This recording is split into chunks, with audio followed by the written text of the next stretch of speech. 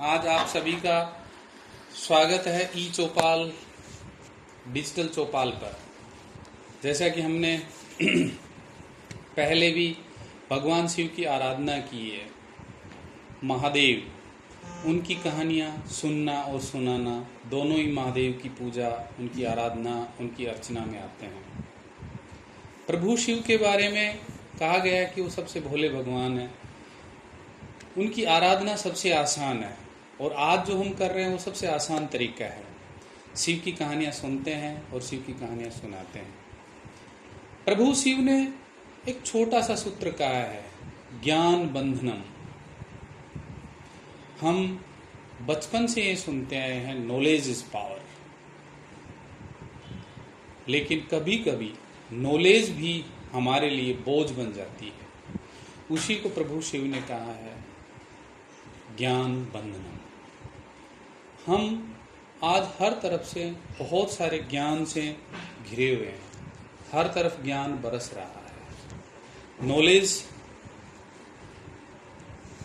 जिसका क्लैरिटी होना चाहिए वो आज हमारे पास नहीं है।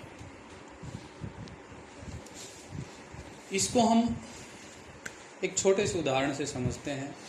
जैसे हम कितना ही जल जल कहें, वाटर वाटर कहें, लेकिन पानी कभी हमारे पास नहीं आएगा, हमें जाके ही लाना पड़ेगा।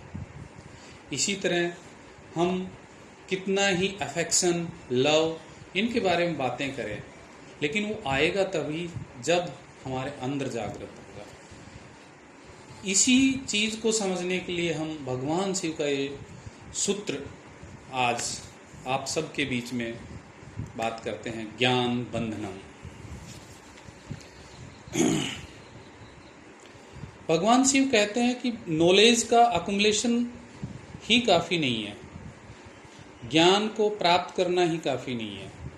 ज्ञान प्राप्त करने के बाद हमारे मन में, हमारे विचारों में उस ज्ञान के प्रति क्लैरिटी आनी चाहिए और वही क्लैरिटी हमारे लिए फायदेमंद है।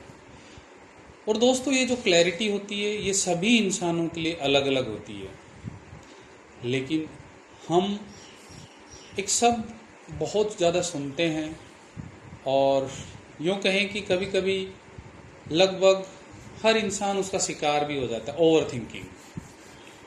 ओवर थिंकिंग क्या है? Excess of power. हमारा माइंड नॉलेज से पूरी तरह भरा हुआ है, लेकिन क्लैरिटी की भारी कमी है और यही हमें ओवर थिंकिंग की तरफ ले जाती है, अवसाद की तरफ ले जाती है, परेशानियों की तरफ ले जाती है। ज्ञान भले ही कम हो, लेकिन पूर्ण क्लैरिटी के साथ वही हमारे जीवन के हर उद्देश्य को पूरा करता है। नॉलेज हमेशा बाहर से आती है, बाहरी दुनिया हमें नॉलेज देती है, लेकिन क्लैरिटी हमारे अंदर से आती है। और जब तक क्लैरिटी नहीं आएगी, जब तक हमारे मन में असमंजस रहेगा, वो नॉलेज, वो अक्युमुलेटेड ज्ञान हमारे लिए सदा बोझ बना रहेगा। प्रभु शिव कहते हैं कि ज्ञान बंधनम नहीं, ज्ञान का सदुपयोग होना चाहिए।